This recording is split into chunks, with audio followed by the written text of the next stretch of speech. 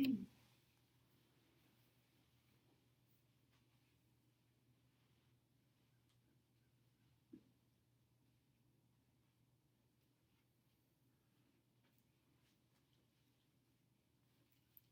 you're done, I'll take it up. If you're all done, I'll take it up.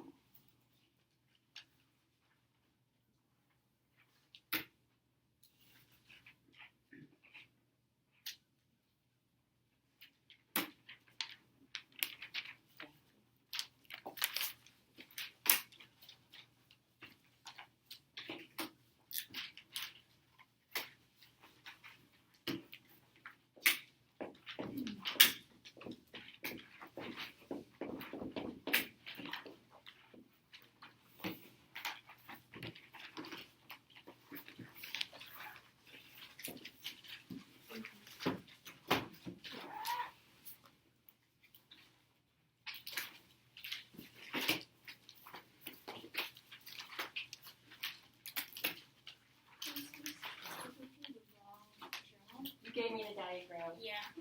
Thank you. I will take this. Thank you. I'll take it. All right. You guys are quick. Just like a couple. Yes. Okay. Yes. That is okay. So here's the plan. I've noticed that I want to make sure that we're getting the grammar in, and especially the writing. In the past couple of weeks, way back before fall break, I was noticing that I was having a hard time getting that in because I don't like to keep you over past 2 o'clock, not even a second past 2 o'clock. So I want to get you out on time. So I thought we need to cut something somewhere. So we'll try cutting the journal, but we'll still do those quizzes. All right, so that's why I went ahead and collected those. So you'll still get a participation grid, but let's try it through November with when you come in, you just go ahead and set it up for the vocab quiz, no journal, and see if that gives us a little more time for the grammar, a little more time for your break, a little more time for some writing. Okay? So we'll see about that. All right. All right, so we are on page, actually, let's do the table of contents. I always forget. All right, so go back to the table of contents. I hope you brought pink today. We are all pink. Pink, pink, pink. We should pray. I always forget. Would you pray for us? No, come on. Yes. Come on, Laura. All right. I'm so glad that you remembered to do that. Yes, if I ever forget to pray, say, Miss, we have to pray and ask the Lord. Always ask the Lord to bless what we're about to do.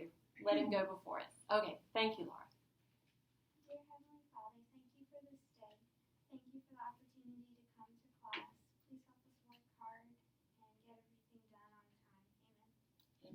Thank you, Laura. All right, so on the table of contents, we're all pink today, people. Pink, pink. 31, 32, and 33. It's a pink kind of a day.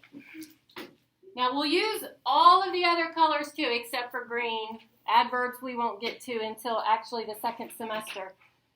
All right, so you need all of them, but especially pink today. You just tell pink, this is your day, pink. We're going to do the period. And using the period with abbreviations. Then we're going to talk about proofreading symbols, part 1. And then we're going to talk about some conjunctions.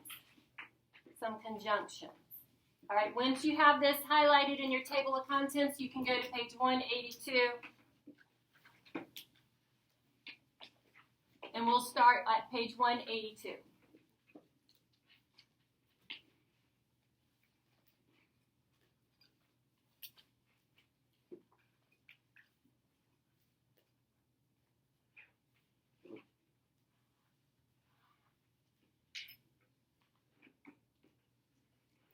Get this lined up here. Okay. All right, so on page 182, we have 2 new vocabulary words. Hedonism. I don't know why this was blurry, guys. Sorry about that. So hedonism, which is right here, it means pleasure. It's from a Greek word. It gives you a little history here. And then another word from Greek, Nestor, right there. All right, which is a leader in his or her field, and it gives you a little history right there. All right, so hedonism and Nestor, just 2 words from this chapter. All right, so let's review about, it doesn't want me to do that. Let me just delete that. I thought that it could, yeah, there we go. Okay. All right, so this is just a review about the period.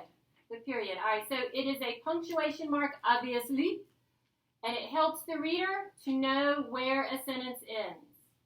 Whoops, right there. Helps the reader to know where a sentence ends. All right, so this is a review. You use them with a declarative sentence, and a declarative sentence makes a statement. It declares something, all right? You also use the period with an imperative sentence, and an imperative is a command. It tells somebody to do something, all right? And you would use a period for that as well. Also with initials, right down here, initials.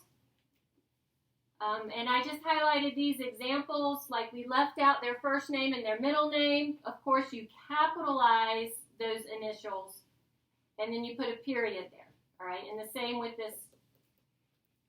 You also would use a period with an outline. Okay, if you were taking outline notes right here,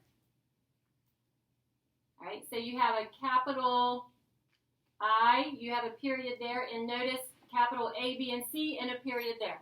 Right, that is the officially correct way to do an outline for notes. Also, turn to page 183, we have abbreviations. All right, so abbreviations. All right, an abbreviation is just when you shorten a word. You don't want to use the whole word, so you abbreviate, you shorten it, and most of the time, those abbreviations will use periods. Now, we'll get into some examples, but a little note right here. You do not generally use abbreviations in formal writing. All right, so if you're writing a formal letter, if it's, something that's a little more formal, what is another word for formal? Official, proper. Yeah, those are, did somebody else say something? Professional, yes. A lot of times you do not abbreviate in those situations, and if you are ever in doubt, just spell it out. All right, so here are some abbreviations that you are probably familiar with. Time of day. Now, probably you know AM and PM, but here's what they mean. Did you know that AM is Latin for antemeridium, and PM is Latin for post-meridium? That's where AM and PM come from. All right? Antemeridium, post-meridium. Before noon, after noon. All right, interesting. Also, this is super review. You've probably been doing this since elementary school. Days of the week, months of the year. Whenever you abbreviate, you use a period right there with that abbreviation. On page 184, a couple of more times, proper place names, like a drive, a street, a place, a mountain. All right? Road, avenue, boulevard, building. All right, those are proper nouns. So if you abbreviate them, proper capital letter and a period. Also with personal titles, Mr., Mrs., Ms. This does have a period. It's an abbreviation. This is not an abbreviation. Miss. All right, this is actually the same. This is when you spell it out. This is the abbreviation of it. All right. And then some of these below, very familiar to you here. All right, a title that goes with a person's name. All right. And we have compass directions. Here they are. All right, so if you spell out the word, here is in lowercase, but if you abbreviate it, now we have the capital letter and a period. All right, when we're not going to write the whole word. Even with these all by themselves. And then here are some other examples of abbreviations with the period. Here's etc. That one we use a lot. All right. LTD, limited, you might see that on a store name. Incorporated, some companies. All right, let's do some practice. All right, so go to page 185. Page 185. And you don't have to rewrite these, and you don't even need to use a pencil. I just want you to use your pink and put in the periods where they're supposed to go. This is just a review of exactly what we just did together. So we're going to put in the periods A through F where they're supposed to go.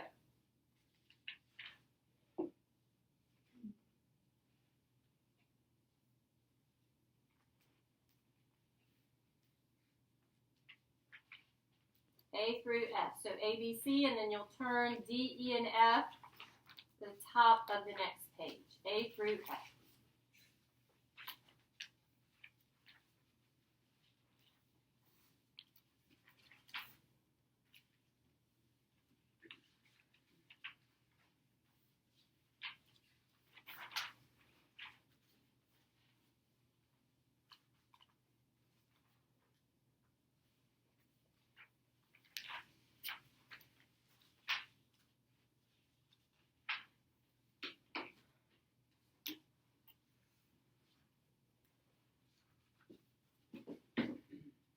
Okay, you ready? Yeah. Let's start with Jacob in the back.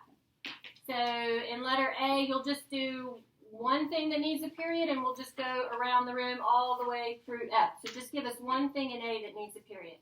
After the capital letter A. Yep, right here. All right, next, AC.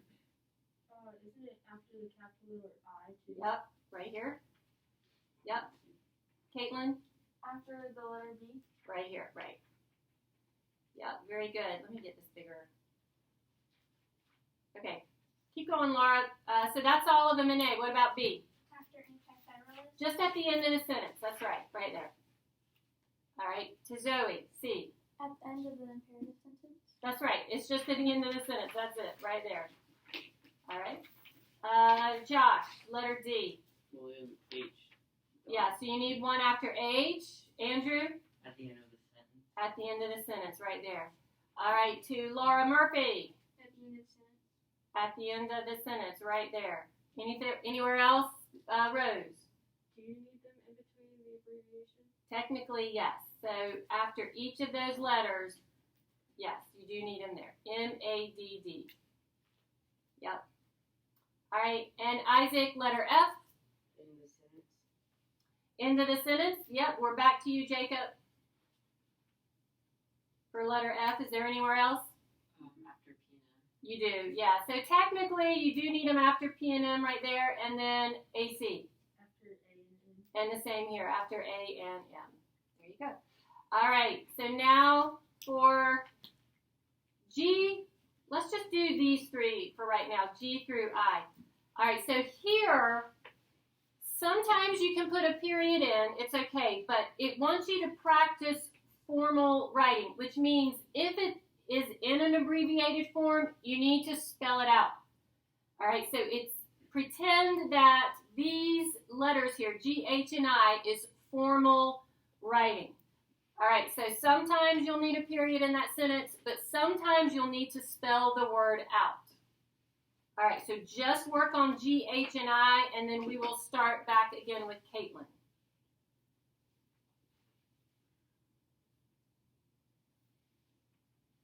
So remember, it could be both. It could be, yes, it's okay to put a period with that abbreviation, or it's formal writing and you need to spell it out.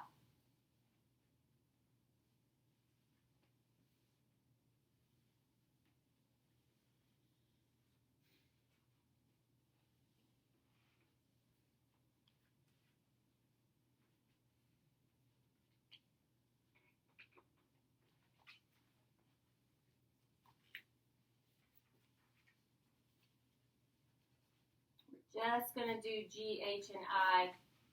Let's just see how you do. Pretend all three of those sentences are supposed to be in formal writing.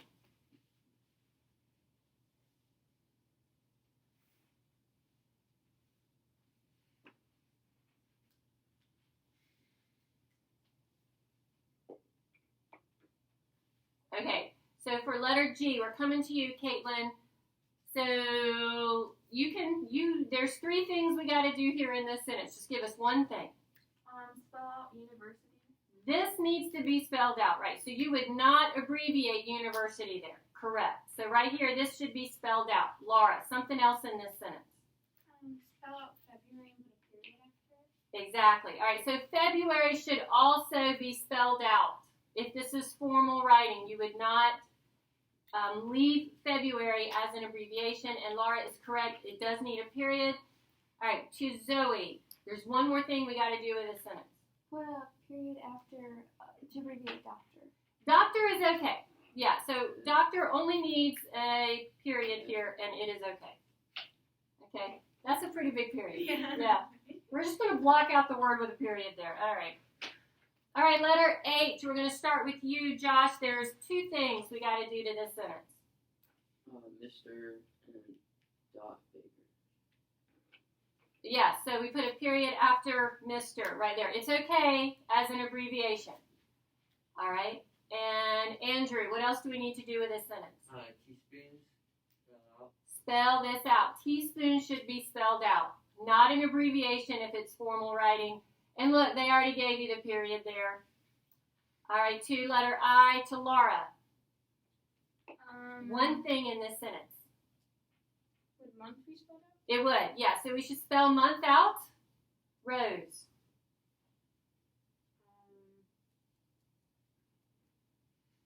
I don't recall what it, I don't know what it stands for, but NH should be spelled out. It should be spelled out, yes. Does anybody know what this is? New Hampshire. New Hampshire, yeah. But you're right, Rose. This should be spelled out. It's the state New Hampshire. Right. Or new hot dog. No, it's not new hot dog. Yeah, it's New Hampshire.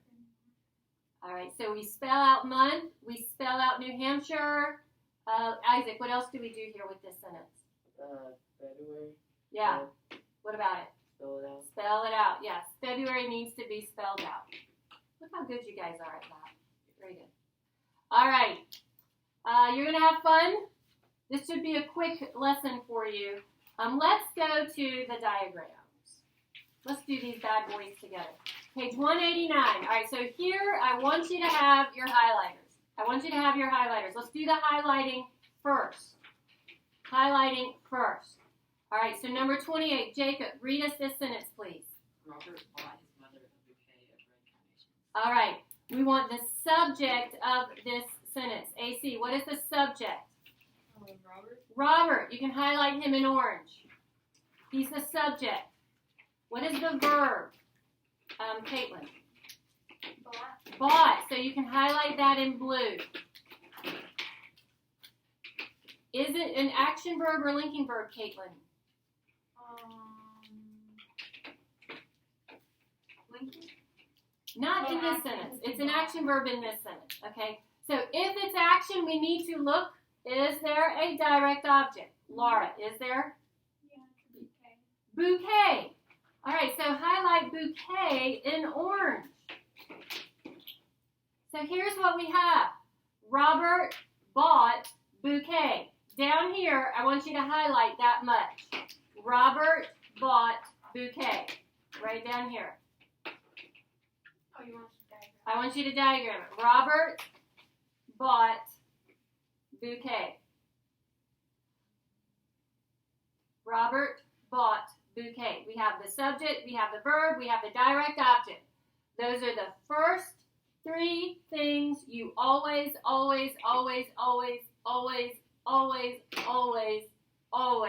diagram. Those three things.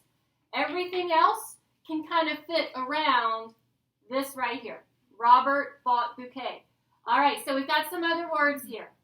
All right, so we've got his mother. What is this? What is this? Anybody know? Just call it out if you know. Indirect object. It's an indirect object. Is he going to buy his mother? No, he's not going to buy his mother. No. Yeah. So mother is an indirect object. We can go ahead and put that in. We know it goes right here, underneath the verb. Now, which of those words would go actually on the line? Mother. What do we do with his? No, underneath. It's underneath. Yeah, it's underneath. It's technically acting like an adjective here. All right, so his right underneath mother, right there. What does go here? An X. Put the X there in the parentheses. And remember that X is sort of meaning it could be to his mother, but to is not in the sentence. The word to is not there, so we put an X there. Now, what do we have down here? Of red carnations. What is this? If you know, just call it out. Prepositional phrase. It's a prepositional phrase. You guys are so smart. All right, so where does it go? It goes underneath bouquet. So a prepositional phrase is going to look like it's lounging around, right? It's just lounging around in that sentence. All right.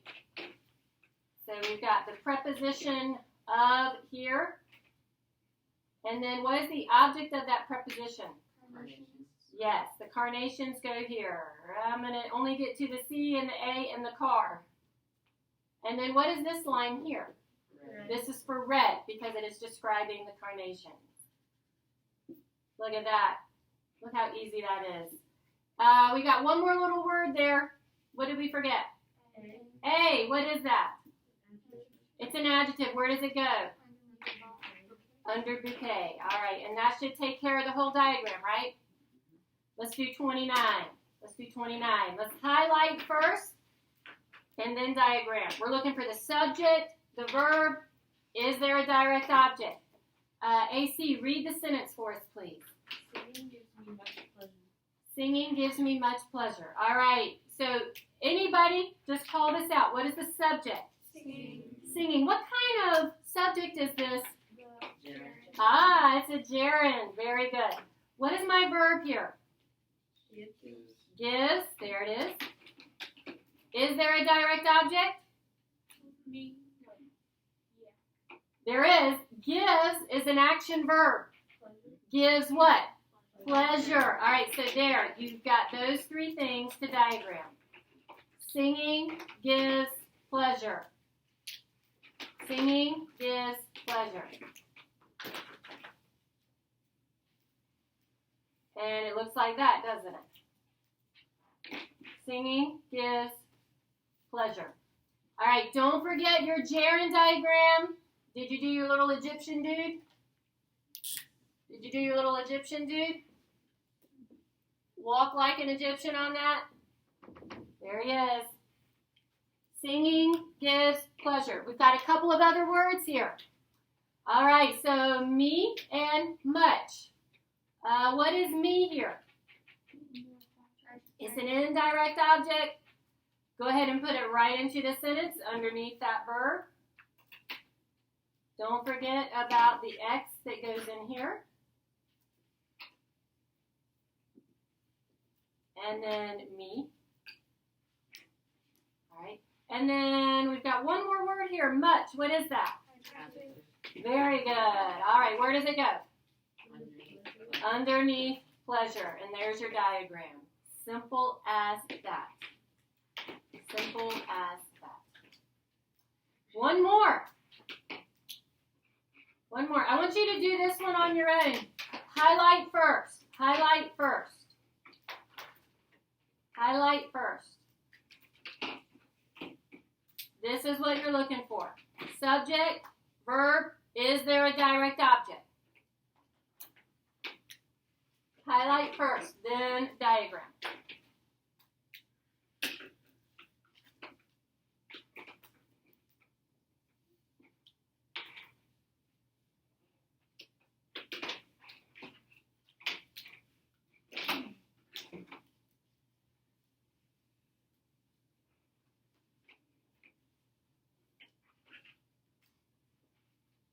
look for your subject, your verb. Is it an action verb? If it is, check. Look for a direct object.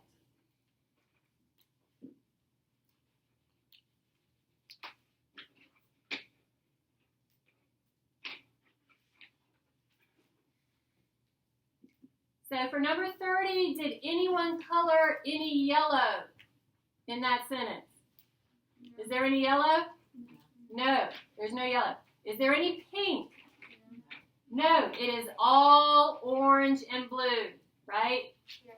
Okay, so what is the subject of this sentence? We, yes, very good. All right, what is your verb? Do, need. There it is. All right, and then what is to study here? It's a direct object, and what is it? It's an infinitive, right. All right, so remember your infinitive is going to do like that. All right, so we do need to study. Is that what you got? AC? Is to a preposition? Yes, it is. So in the infinitive, it's very easy to see them very often because they have to. To is also a preposition. So it is like a preposition phrase up here. Doesn't it kind of look like the lounge chair? That's a good connection. If you had a preposition phrase in this sentence, it would look like this, wouldn't it? It's the same. Yeah, the same.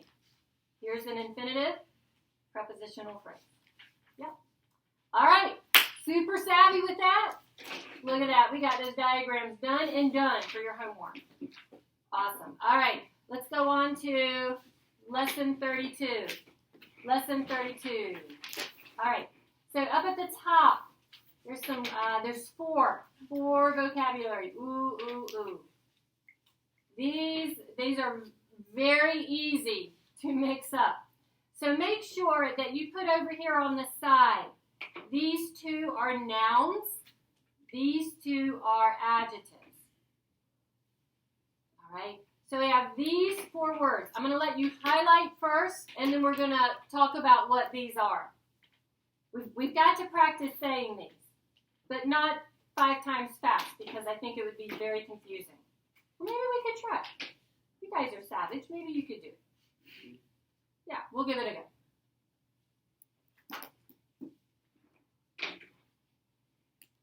So 2 nouns, 2 adjectives. Highlight and then stop. We'll talk about these in 15 seconds.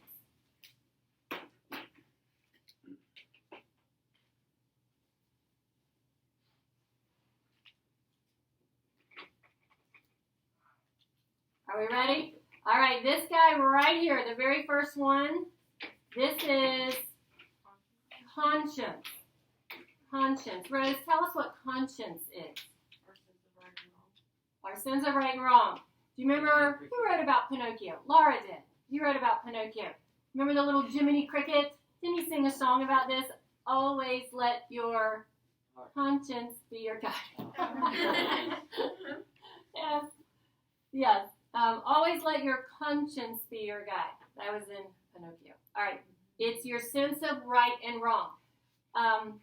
We know that this is the Holy Spirit in us, right? This is the Holy Spirit. The Holy Spirit lives in our lives if we are a believer, and He guides us in what is right and wrong. All right.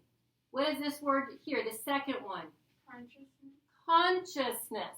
Consciousness. All right, so Laura, tell us what this one is.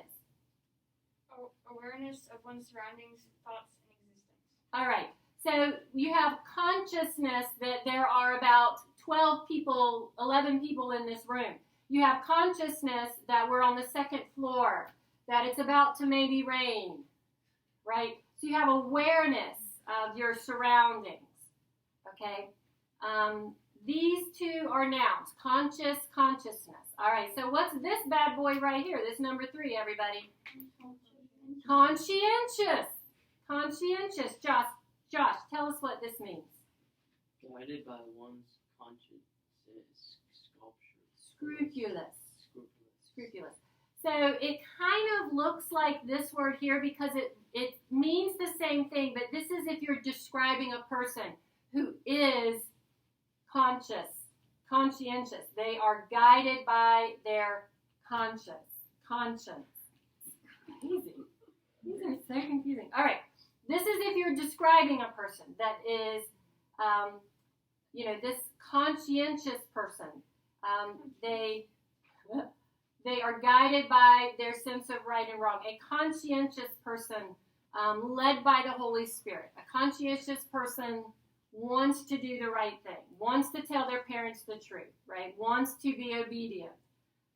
A conscientious person. Now, a conscious person. Caitlin, tell us what a conscious person is.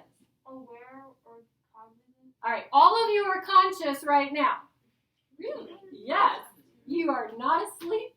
You're awake and aware and thinking and loving. Grammar class. Right now, you're conscious. All right. These are the adjectives of these. All right. So this one here, we can make some connections. Draw this connection. Conscious goes with conscientious, and then consciousness. This one goes with conscious. All right, so this is the noun. This is the adjective. Similar idea. This is the noun. This is the adjective. Similar idea. Okay? Man, that was confusing. Are you all totally confused? Good now. Yes. All right, but you are conscious. Can we all agree on that? You're all conscious. Okay. Proofreading symbols. Here you go. All right, so I went ahead and numbered these as well because I think it's helpful. I numbered and just to kind of distinguish which ones are which. I just put a big pink box around them right here in the middle. All right, so here are the kind of symbols you have. If you need to capitalize a letter, if you need to make it a lowercase letter, if you need to insert a word, change a letter, that's number 4. If you need to take something out, you can use either this or a nice little whoop swirl there. All right. Number 6, if you need to close up the space. Number 7, you got to reverse your letters. You've got them in the wrong order. Number 8, put in a period. Number 9 is, what would you call this here? Pound? Is it a pound? No, it's like an oct. Is it a tic-tac-toe? Is it a hashtag? Whatever you would call it is fine. All right, but it means that you need a space. Okay, let's practice these. So turn over on page 192, and right there in the middle, I expect to hear a lot of flipping and flapping back and forth, back and forth. I want you to practice what these symbols are. All right, A through H here. It's A through I, A through I. Lots of back and forth, back and forth, back and forth. Just getting used to what those symbols are.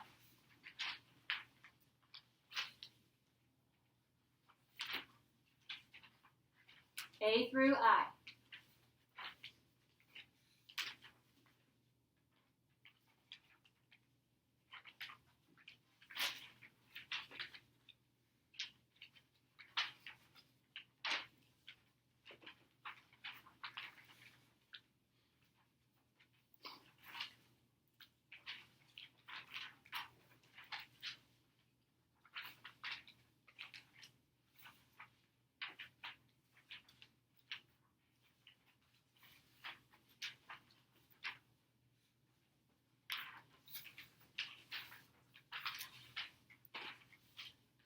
Take about 15 seconds to finish.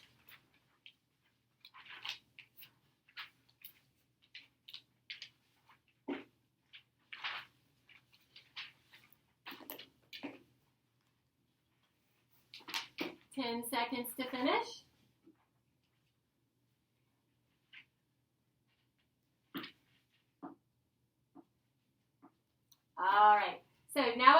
to do is now you've got a copy of those proofreading marks right there in the middle. So now I want you to do these two for letter J. Just these two sentences. You're going to practice using these in some writing. So this first sentence with Nicholas has 7 proofreading marks you need to make. And the second sentence with people has 4 proofreading marks that you need to make.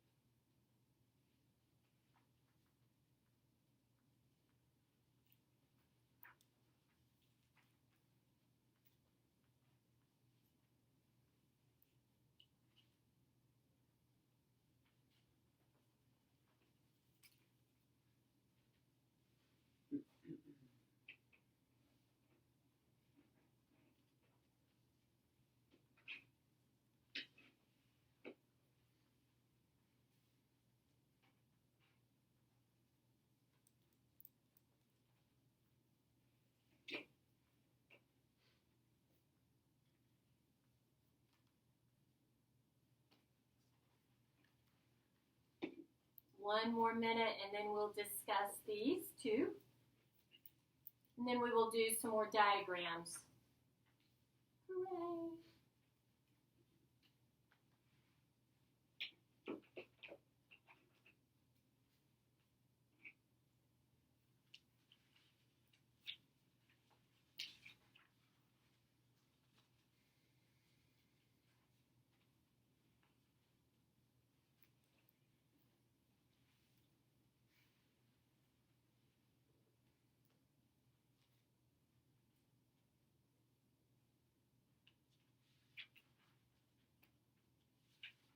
Okay, 30 seconds to finish.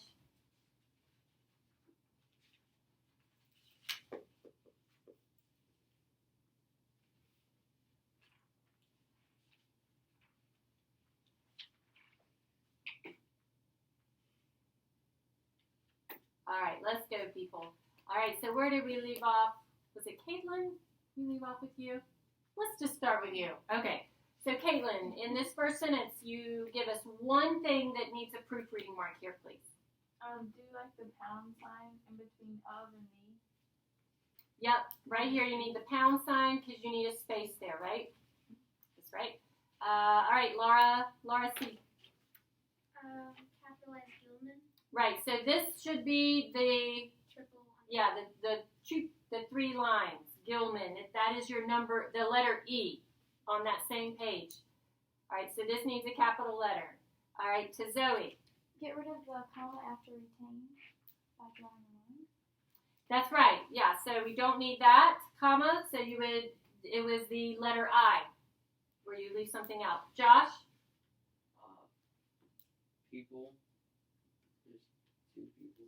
Yeah, we don't need both of them. We just, yeah, so you would just scratch through that, leave out that. Andrew? You need a period at the end of the sentence, so you do the circle with the period. Right, it would be letter A that's on the same page. 1, 2, 3, 4, 5, so we got 2 more things. Laura? You have to add an L to small. Another L. That's right, so we need to insert a letter there. That is letter D. Rose, what is the last thing for this sentence? Pretty sure confidence is spelled. That's exactly right. Yeah, confidence is not spelled correctly. It is an E. C-O-N-F-I-D-E-N-C-E. There it is. All right. To Isaac, start us off on the second sentence. America, the A should be capitalized. That's right. 3 lines. Those 3 lines for America, this needs to be capitalized. Very good. Back to Jacob. In trustworthy, you do kind of like a hexagon shape. Yeah, you got to connect trust and worthy together. That is letter H. Close up a space. That was letter H right there. AC? Put the slash through the F to make it a lowercase. That's right. I'm sorry, that doesn't look like a slash, but it's supposed to be a slash. Right, that's letter F. All right, so there's 3. There's one more here, Caitlin. People is spelled wrong. Yeah, right here. You do the little, The radio frequency. yes, the little radio frequency letter G. We mixed up those letters. There you go. All right, let's go to the diagrams. Here we go. All right, so number 28. What are we going to diagram first, everybody? Noun, verb, direct object. Okay, so noun or subject, verb, direct object. Go. Highlight first.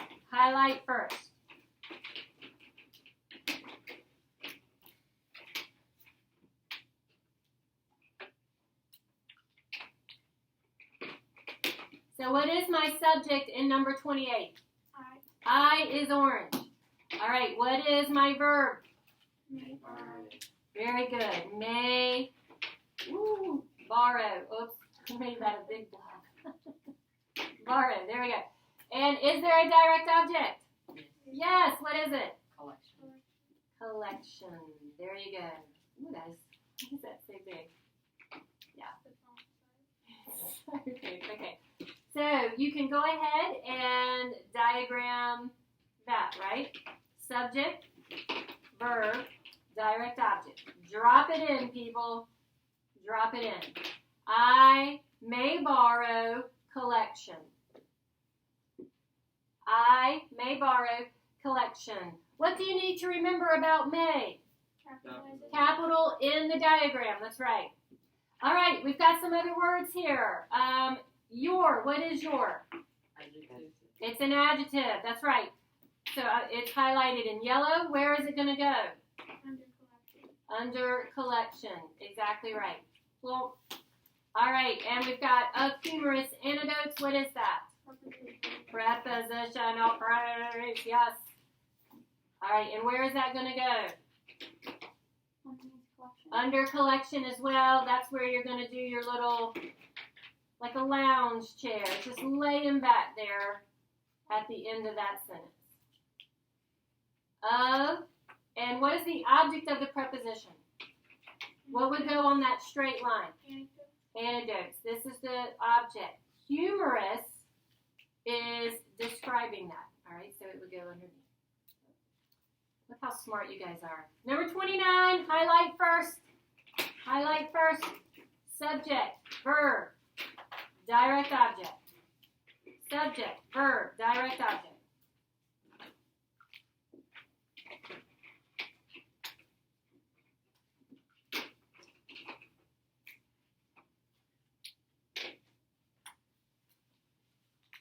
Once you have those highlighted, highlight everything else. Is there an indirect object? Are there adjectives? Are there prepositional phrases? The answer to that question in this one is there's everything but prepositional phrase. All right, what is the subject of this sentence? Giggling. What kind of subject is that? It's a gerund. What is my verb? Did give. There you are. Very good. And giggling did give what? What's the direct object? Hiccups. There it is. All right, we still got 2 words here in this sentence. All right, so what is her? Indirect object. Giggling did give to her. All right, so it's going to go right here under the verb. Her. There we go. Don't forget your X. And we've got one more word here. What is it? Where does it go? Under hiccups. It's an adjective. Right. So it would go under hiccups. All right. Last one. Number 30. Number 30. Highlight it first. Subject, verb, direct object. Subject, verb, direct object. Number 30.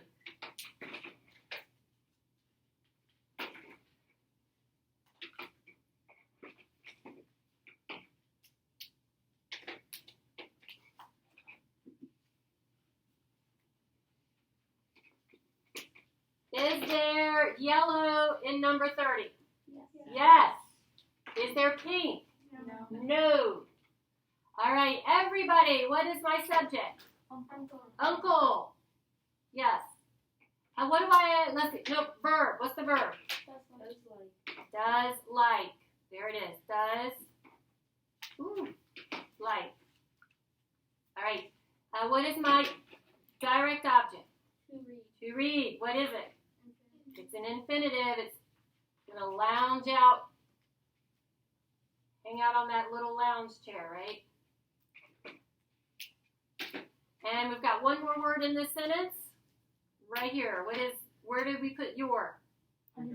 It's an adjective for uncle, right? So it would go right underneath. Ooh. Right there. Easy as pie, right? And so much fun. Turn the page. One more lesson. One more lesson. I got it somewhere. Here it is. All right. Up at the top. Up at the top. Just 2 vocabulary words. Yay. Just 2 this time. Oh, no. Oh, it won't let me get small. Sorry. All right, so we have stentorian, which means a loud, powerful sound. We have Spartan, which means simple, frugal, and disciplined. Both of these, again, have roots in Greek vocabulary, Greek mythology. Notice Spartan. Spartan is capital. Why? Isn't it a name or something? It is. It's the name of a city. Yes. So even though we're not talking about the city of Sparta, remember, if it's an adjective that is based on a proper noun, then the adjective is also capital. So Spartan is capital. All right, conjunctions. You remember that Schoolhouse Rock, the conjunction junctions? Yes. How does it go? Do you remember? Conjunction junction. What's your function? Yeah, we've got the video. It's in the folder if you want to watch it. That's what these are. Conjunction junctions. Conjunction junctions. Here we go. All right, so conjunctions, right here, connect words, phrases, and clauses. It's in the song. It's in the song. It's not just song lyrics. It's actually what it does, too. If you remember, it's hooking up words and phrases and clauses. That's how the song goes, all right? And that's what they actually do. Now, let's take a quick moment and review phrases and clauses. This was from Lesson 20. That looks terrible. This is from Lesson 20. A phrase has a subject or verb, one or the other. A clause has both. Remember that B and C together in the alphabet? A clause has both. It will have a subject and a verb. All right, it will have a subject and a verb. It will look very similar to being a complete sentence. It will have both. All right, coordinating conjunctions, that's their official title here. They join parts of a sentence that are equal or similar in form. All right, so it's going to connect a word to a word, a phrase to a phrase, or a clause to a clause. Okay? All right, and down here, these are your conjunctions, the fanboys. Do you know what fanboys are? All right, it's an acronym to help you remember these conjunctions. For, and, nor, but, or, yet, so. Fanboys. If you can remember fanboys, you can remember what these 7 conjunctions are. Fanboys. All right, so here are some examples. So I did a silly example here on the side. You don't have to write that down. I think this just helps. I don't know. I like these examples. Plus, it was talking about food. All right. So a conjunction connects word to word. Soda and candy. There you see the conjunction. It also connects phrase to phrase. This is going to have a subject or a verb. It will not have both. So the soda in the can and a piece of candy. All right, so this is a phrase and another phrase. We have a conjunction connecting phrase to another phrase. And we also have a clause to a clause. So this is going to sound almost like a complete sentence. If Isaac had finished the soda, we see a subject, we see a verb. And Caleb ate the piece of candy. We see a subject and a verb. Then we all could have left. We could all have left. All right, so here we have the and that is connecting this clause and this clause. Two clauses. All right? Simple enough? All right, let's practice. All ready. Let's jump right in, people. I just want you to highlight the conjunction in these sentences. That's it. Highlight them. B, C, D, E, F, and G. B, C, D, E, F, and G. Just highlight where those conjunctions are.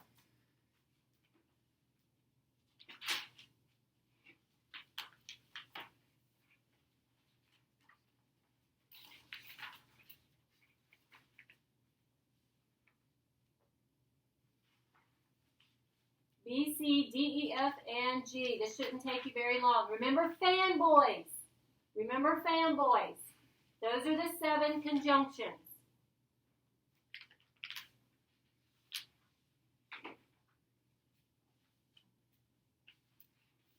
Ten seconds and we'll go over these together.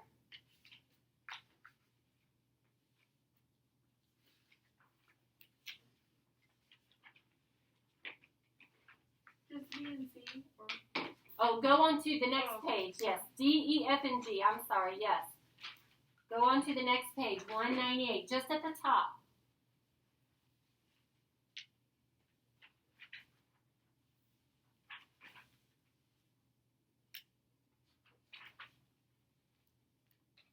All right, here we go, grammar people. Letter B, what's the conjunction?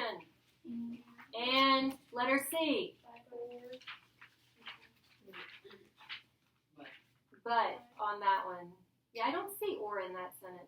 she said 4. He ran 4 governor. Okay, yeah, I see the Also, I didn't. It's down here, yeah. For governor is actually a prepositional phrase. All right, letter D. Yet, there it is. This is the preposition here. Letter E. But. All right, so this for here, this for, yeah, it is actually. Because it follows it. Yep, that is, you're right. And there's another one in E. And, there you go. There you go. All right, and letter F? Or, very good. Letter G? So, there we go. There's another one. And, there it is. Okay, very good. How easy was that? I'll give you a choice. Do we want to do the diagrams or do we want to watch the conjunction junction video? Conjunction video. What do we want to do? The conjunction video. Laura strongly wants to watch the video. Anybody agree? Second the motion. All right. Anybody want to do the diagram? All right. We'll do the video. All right. Let's watch it. You know, remember back in elementary school, everything was so simple. I didn't even know. You didn't, and it was wonderful. Now you have to do all this homework. All right. It's in the folder, so you can go back and look at it as much as you like. Let's just reminisce for a moment here. All right, conjunction, junction, here we go.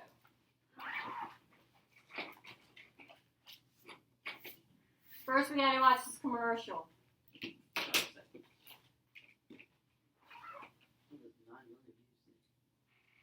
People love this. Yeah, we're going to add to that. 9,108,973. When school isn't a place you have to be, why not go to school where remote? As your body grows bigger, Your mind plus Do you want to get the lights, Laura? Because knowledge is power.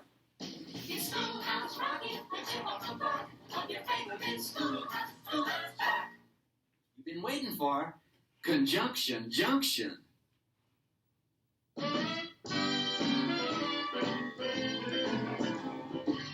Conjunction junction, what's your function? Hooking up words and phrases and clauses. See, that was the definition. Conjunction junction, how's that function? I got 3 favorite cars that get most of my job done. Conjunction junction, what's their function? I got and, but, and or, they'll get you pretty far. And that's an additive, like this and that. But that's sort of the opposite. Not this, but that. And then there's or, O-R. When you have a choice like this or that. And, but, and or get you pretty far. Conjunction junction, what's your function? Hooking up 2 boxcars and making them run right.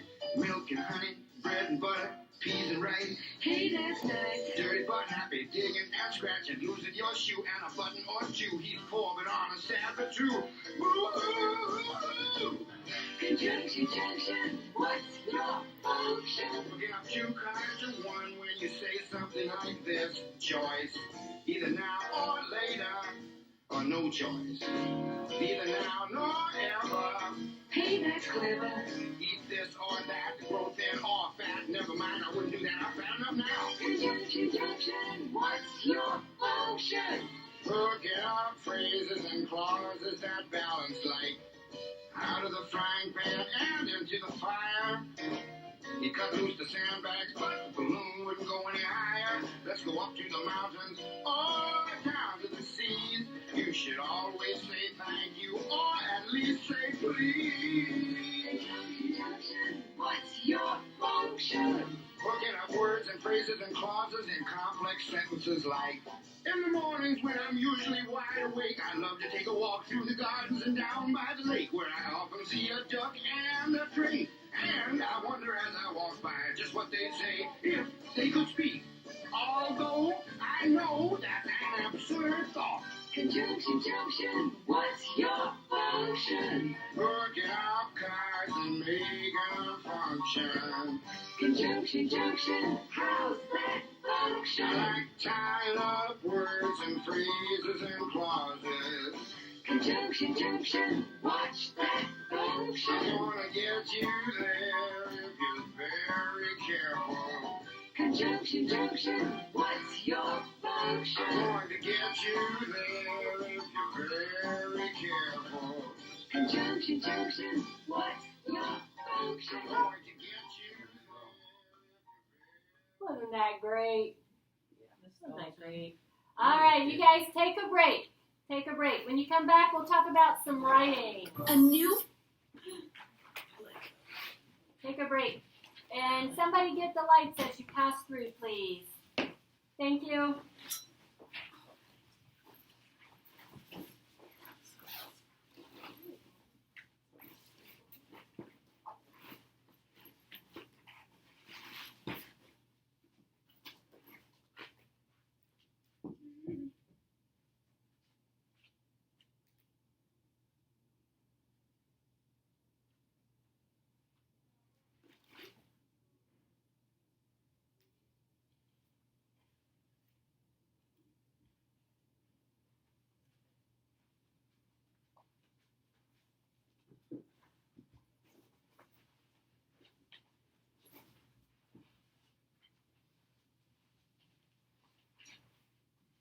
Hey, there's so much ring, I think.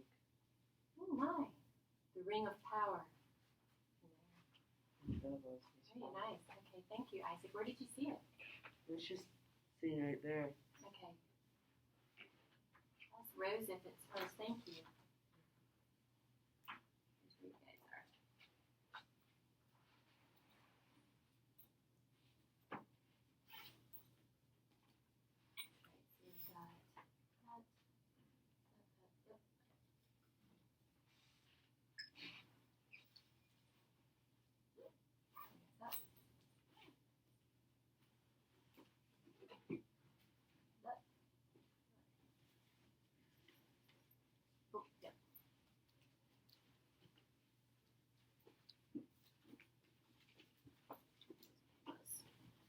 That song stuck in my head. It is, isn't it? No, I know, it gets stuck in there.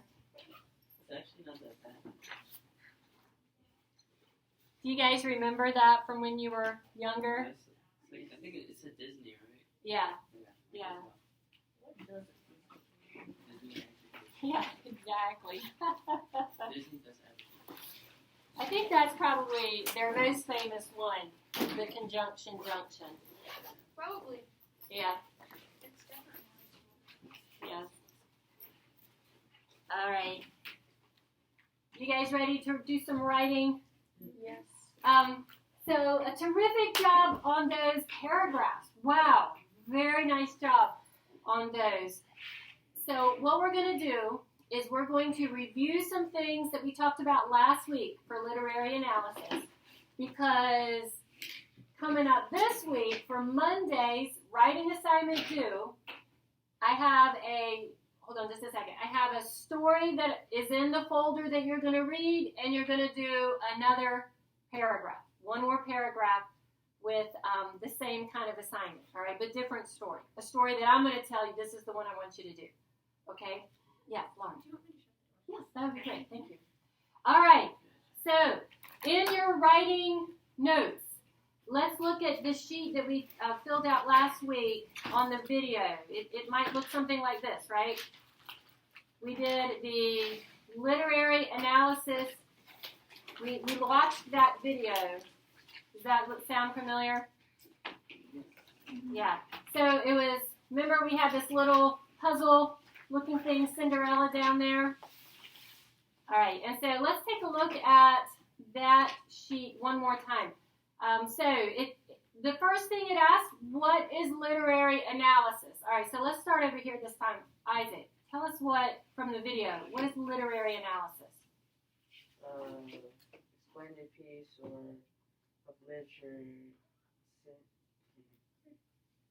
by looking at the squared parts. The separate parts, right. Yes. Yeah, so it's kind of like the puzzle. Here's Cinderella, right? So if we wanted to analyze, we wanted to do a literary analysis of Cinderella, all right, so we're going to explain the theme of Cinderella using one of the parts of the story, okay? So literary analysis, it's examining a piece of literature by looking at the different parts. And it gave you the example of like a football team. All right, so if you wanted to analyze a football team, the chance of winning a game, you could look at the different parts that would affect the football team. You could look at the weather, the motivation of the team, the turf that they're playing on, the coach, their record, and then the players themselves. Okay? All right, theme. The first thing you have to consider in a literary analysis is what is the theme. Rose, tell us what the theme is. The theme is recurring idea or insight in the text, purpose, lesson, moral, etc. Etc. Right. All right, so you're looking for the main idea, the purpose, the lesson, the moral. What are you supposed to learn from that story? What does the author want you to do from reading that story? What is the lesson? What is the moral? All right, so this is the theme. All right. Very important here, Laura M. Number 4, please read that for us. A literary analysis is not a summary. Is not a summary. I already know what happens in Cinderella. I don't need you to tell me what the events are, okay? So when you do a literary analysis, you get the theme, and then you're going to show the theme using a literary element, all right? And so those are the different parts of the story, the literary elements. So in Cinderella, the video gave us some examples here. Imagery, character, symbolism, the setting, the plot, the tone, the mood, all of those are literary elements. They're parts of a story that show the theme, okay? Let's see. I've got a theme video I want you guys to watch. Let's see. To help us remember about understanding the theme. Again, it's in the folder, the homework folder, if you want to go back and watch it again.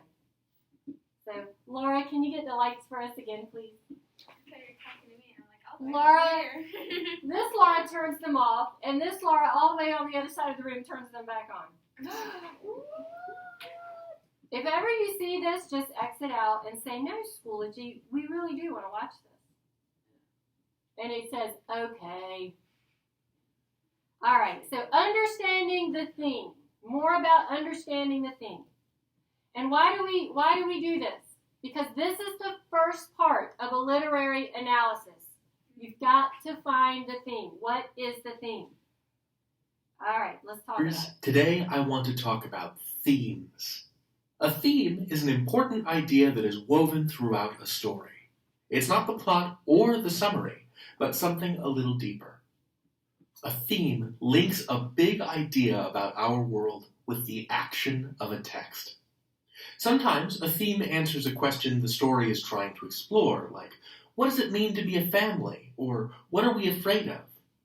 Themes will be statements that answer these questions, like, you don't have to be related to someone for them to be your family. Or, we are afraid of losing our individuality. Now, theme is different from the main idea of a story or its summary.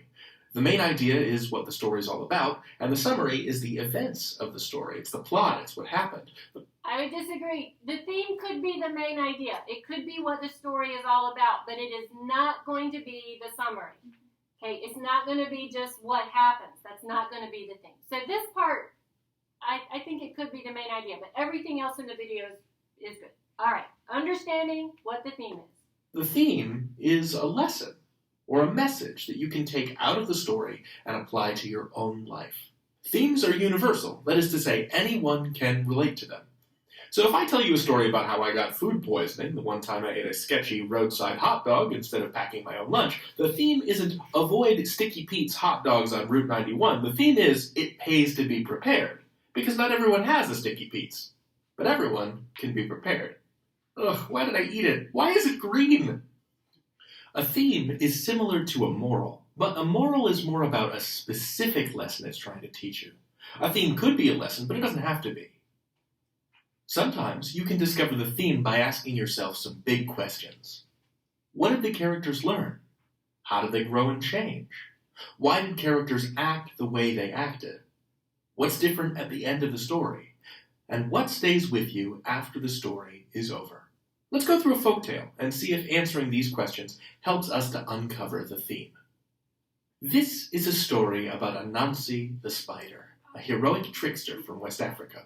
Anansi was clever, but he wished to be wise. Wiser than everyone, in fact. He decided that he'd take all the wisdom he could find, all the wisdom in the whole world, and gather it all inside a little clay pot. But he didn't like having it in the house, this pot of knowledge. What if our kid knocks it over? He asked his wife, Aso. What if someone comes over in the night and steals it? Who's coming to steal your pot, Anansi? She asked. Nobody even knows you have it. It's not safe, Anansi cried, and he decided to hide it. I'm going out, he said. Don't follow me. Whatever, said Aso, who went back to doing something that was actually useful. Anansi wandered through the forest, lugging this enormous clay pot of wisdom, never aware that his little son, Ntikuma, was following close behind. Not tall enough, said Anansi, looking at a cliff. Not deep enough, he said, frowning at a canyon. Aha, said Anansi, when he came to the prickly thorn tree at the edge of the forest, near a little stream. Now this will do just fine. Anansi had many legs, and he was very strong, but even he could not climb the tree and carry the pot of knowledge at the same time. He scrabbled up the tree, then slid back down again. He wiggled up the tree, then slid back down again. He clambered up the tree. Hey, Dad, Anansi's son called out. What? What? I said nobody follow me. What are you doing here? Anansi cried. You should tie the pot to your back, Dad. Then you can use all your legs to climb the tree. He was right, but it didn't matter to Anansi. I'll teach you to give me advice, you little miscreant, Anansi yelled, shaking his fist. The same fist that held the handle to the pot full of wisdom. It went sailing into the air as time seemed to slow down. Oh no, said Anansi. Oh no, said Anansi's little son. And the pot smashed open right there in the stream. carrying all of Anansi's carefully gathered up knowledge into the ocean, sending it out to the whole world once again. "You are in so much trouble, Ntikuma," Anansi said, clambering back down the tree. And then he said, "Ow, ow, ow," because in his haste he had poked himself on the thorns of the tree. His son took off running for home, and Anansi raced after him. And as they ran, it began to rain. And as the rain came down, Anansi stopped running and began to walk and think. Ntikuma's plan would have worked after all. When he at last caught up with Ntikuma, he apologized for losing his temper. "What was the use of all that wisdom if I can still be outsmarted by my little son?" he said. The two of them embraced. And because of Ntikuma's timely interruption, a little bit of Anansi's knowledge lives in us all today. So, our questions checklist. What did the characters learn?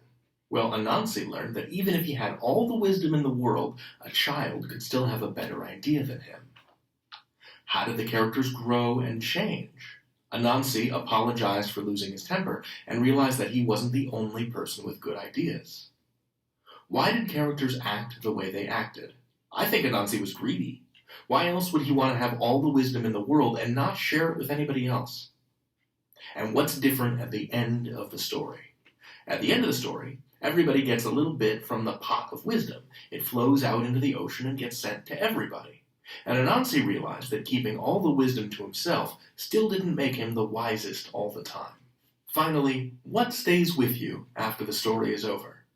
The fact that all of us, you, me, your Aunt Matilda, all of us have a little bit of Anansi's wisdom inside of us. So a theme of this story could be, anyone can have a good idea, or wisdom is inside all of us. What theme would you give this story? Discuss it with your friends, your classmates, your family, and let us know. The theme of all of my videos is, and shall forever be, that you can learn anything. David out. Okay, we won't discuss. We'll just move on. All right, so there you go. A little bit about finding a theme, which is so important in order for you to do a literary analysis. All right, so let's go back to this guy. Yeah, all right, so literary analysis, it begins with the theme. All right. So let's go back to our little three pig friends. All right, so I need Isaac. You come up here, please. All right, so I want you to hold this guy and face them. All right, so here's the three little pigs, and we did a theme, make wise choices. All right, so hold this. That was our example from last time we were here. Do you guys remember making wise choices, right? Okay, so when you're doing a literary analysis, first figure out what the theme is. Okay, what is the story trying to leave you with, to teach you? What's the lesson, the moral, the purpose? I think the main idea fits fine. All right, we know what it is here. We make wise choices. Now, when you do a literary analysis, you've got to figure out, all right, so what are some literary elements that help me to help point to that theme? All right, we've already talked about a couple of these. So Rose, you come up here. So here, Isaac, actually I want you to stand on this chair. Stand on this chair. All right, so right here. So stand right there. So hold them up. So Rose, over here. Yeah, one of the literary elements we talked about was repetition in this story.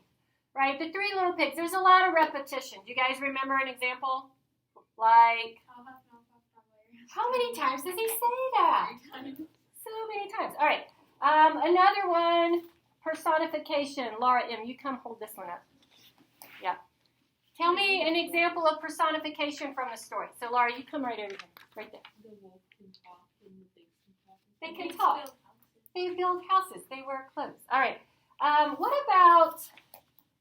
about hyperbole? Does anybody know what is hyperbole? You know, Jacob? You know this one?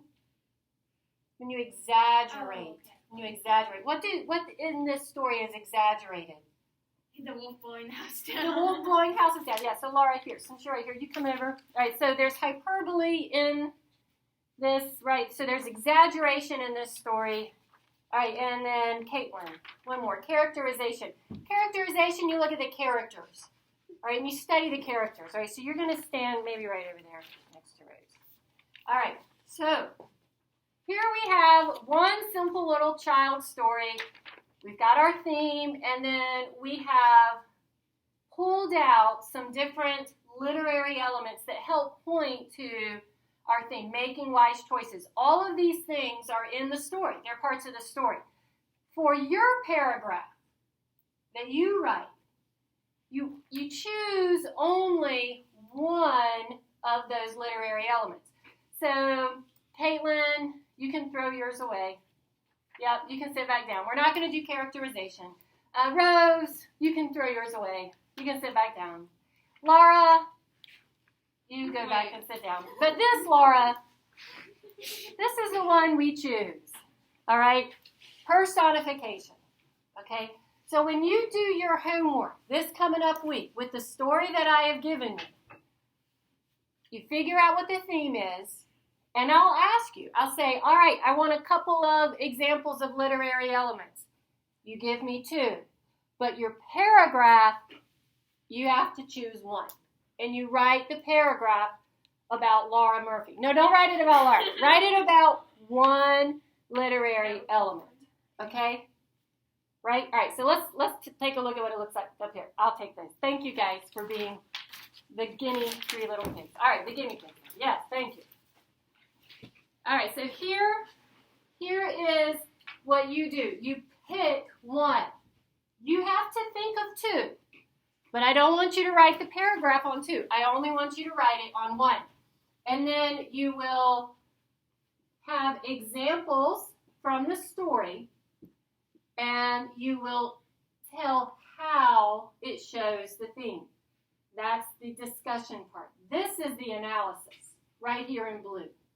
This is the analysis, all right? This connects the example. This is what it is in the story. I pulled this out. This is the analysis of how it shows the theme, okay? All right, so let's look at this example. Oh, it didn't like that. Did you hear it? Boop. It went boop. No. All right, let's look at this. Did anybody find this in the homework folder? I sent this to you. All right. So this is the example. You have this same sheet again. One more time. One more time. The story, I've already put in the sheet because I've told you what the story is. After you read the story, you must find the theme. All right? You must find the theme. Then you're going to give me 2 literary elements that you saw in that story. But your paragraph, you choose only 1. All right? You give me 2 examples from the story that show that literary element, and then you're going to put it all together for the paragraph. All right? In your writing book, this guy right here, blow the dust off of it. Sometimes we don't use it. All right, page 51. The instructions right here tell you to look at page 51. That is the first sentence of your paragraph. It should come from page 51. All right, right here. Now, the number 5, it says effect. You could say effect. You could also say the theme, because that's what a literary analysis is. It's saying here's what the theme is, and this element is showing this theme. Okay? All right? So, but this is where the first sentence is, right here. Okay? Look at page 53. Way down at the bottom. All right, this is your last sentence of the paragraph, page 53. It's right here, right there on the example for you, page 53. That's the last example. It's right there, okay? So let's take a look before we head out at the homework folder. All right. Oh, one more thing. There's a cheat sheet. Did you guys find this for your homework? All right. This is a list of your literary elements. This is where you can choose. These are all the literary elements. Stop moving, stop. Nope, I want your attention here. I want you looking right here. I still got 5 minutes. I will stop at 2 o'clock, I promise. But don't start packing up yet. All right. All the literary elements you will need are on this cheat sheet right here. So if you're like, Miss Meese, I don't even know what element to choose from, look at the cheat sheet. All right, look at what the examples are. This is where you choose them. Okay. All right, let's look at your homework folder and then grammar people out. All right, let me find the homework folder. There it is. Okay, here we are. First thing, look at the homework sheet. Do not assume that you know what the homework is and you're just going to turn it in because, oh, I got it. It's the same thing every week. Sometimes it's not. Sometimes it's not. All right, so up till now, if you're missing something or you didn't do something right on your homework, I've been letting you know if you have time to fix it, but I won't be doing that anymore. So when you send me your homework, I am assuming that you've read the homework sheet and you know what is expected from you. Most of the time, yes, the grammar and the vocabulary might be the same, but you need to read through it, double check just to make sure, and you especially need to double check the writing because that does change. All right, make sure that you have your dates so that you know when things need to be due. So that's the first thing. All right, I'll start counting off points today for things missing in your homework that I've mentioned in the folder. All right, if you ever have a question about the grammar lessons, you missed a highlight or a note, they're all right here in the folder.